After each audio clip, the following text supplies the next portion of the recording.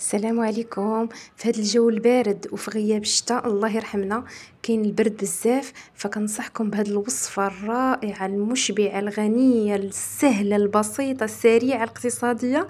حضروها العشاء. لهذه الوصفه هذه غادي نحتاجوا العدس.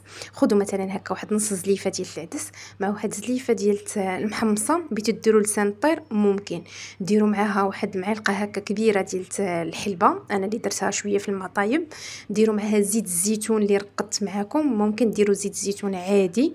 وغادي نحتاجوا لهذه الوصفه هذه الاساسيات اللي هما ضروريين ولا بد منهم: شويه ديال المساخن، انا ما حضرتش يعني واحد الكميه اللي هي كبيره، دونك غادي نحتاج واحد معلقه صغيره ديال المساخن، واحد جوج فصوصه ديال الثومه، وواحد نقولوا واحد ربع حتى الثلث من ضويمه الزعفران، دونك حسب الكميه، دونك ما غاديش نديرها كامله بطبيعه الحال. دونك هاد الكميه هذه راه كتعطي كميه وفيره، يعني واخا تشوفوا المقادير قلال. زائد السمن من الاساسيات من الضروريات. كيبقى السكنجبير والملحه والبزار والخرقوم باردون، يعني ماشي ضروريين. عندكم السكنجبير والخرقوم والبزار، يعني حسب الذوق. ليسونسيال هو المساخن ضروريين، الثومه ضروريه، زيت الزيتون حتى هي. اللي عنده مشكل مع السمن ممكن ما يديروش، ولكن بالسمن كتجي رائعه. دونك ما غادي نشحروا، ما غادي نقليو، ما غادي نديروا حتى شي حاجه، غادي نرميو العناصر ديالنا كاملين دقه وحده.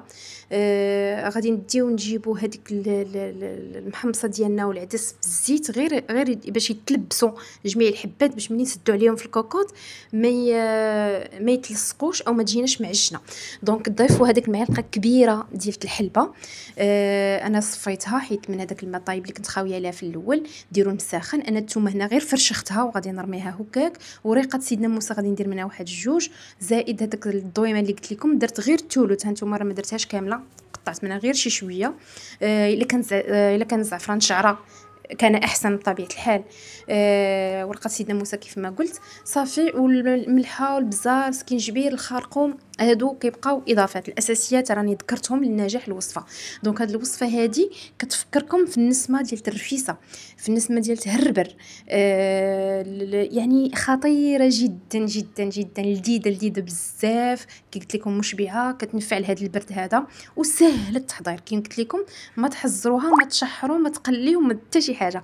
خويو الماء طايب حتى تغطى، تيبانوا لكم هذوك العناصر تغطاو، وبقى شويه ديال الماء طالع فوق من العناصر ديالكم. سدوا على الكوكوط ديالكم وديروها الطيب. غتحتاج منكم تقريبا نص ساعه من ورا ما تصفر الكوكوط، حسبوا نص ساعه. والسمن خليته حتى الاخر، تقدروا تضيفوه في الاول. صافي، هذه اخر اضافه هي السمن، صافي قبل التقديم. ممكن كي قلت لكم تضيفوه مع المقادير في الاول. ممكن ديروها جاريه وتقدموها في زليفات على شكل سوب، او ممكن ديروها هكا في صحن عائلي وتاكلوها هكا مجموعين في واحد القصيعه، كتجي لذيذه رائعه. هاد الوصفه ايضا ممكن ديروا معها الدجاج، لا بغيتوا شي فخيضه ديال الدجاج او جنيوحات ديال الدجاج. غير هو لا درتو الدجاج غتقليو الدجاج في الاول، غادي تقليوه ومن بعد غتزولوه وتخليو المقادير ديالكم حتى يطيبوا.